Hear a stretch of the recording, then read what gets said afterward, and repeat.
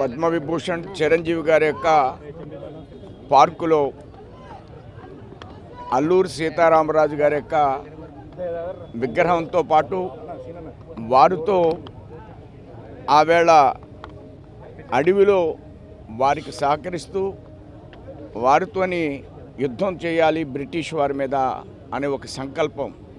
అసలు అల్లూరి సీతారామరాజు గారు చిన్న వయసులోనే ఆనాడు ఈనాడు కూడా ట్రైబల్ ప్రాంతం ఇబ్బందికరమైన పరిస్థితి.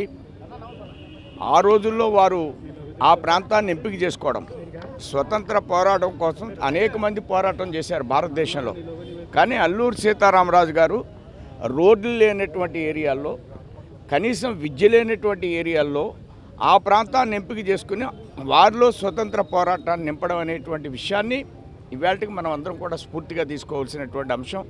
వారితో పాటు వారి అనుచరుల యొక్క విగ్రహాలను ఎంతో చక్కగా మనందరికీ కూడా ఒక ఆహ్లాదకర వాతావరణంలో దీన్ని నిర్మించడం ఉదాహరణ. అదేవిధంగా కార్పొరేషన్తో పాటు రుడా చైర్మన్ గారు కూడా దీనికి సహకరించడం, ఈవేళ చిరంజీవి గారి అభిమానులు అలానే క్షత్రియ పరిషత్తుకి సంబంధించిన పెద్దలు అందరూ అనేక మంది రావడం, ఈ కార్యక్రమంలో 3 పార్టీల యొక్క కూటమి సభ్యులు పాల్గొనడం, చక్కటి వాతావరణంలో ఆహ్లాదకరమైనటువంటి విగ్రహాలు చూస్తున్నప్పుడు మనసుకి ఎంతో చక్కటి ఆనందం కలిగించే రీతిలో ఏర్పాటు చేసినటువంటి మన ఎమ్మెల్యే గారు అలానే చిరంజీవి గారి యొక్క అభిమానులు రుడా వారందరూ కూడా ధన్యవాదాలు తెలియజేస్తున్నాను.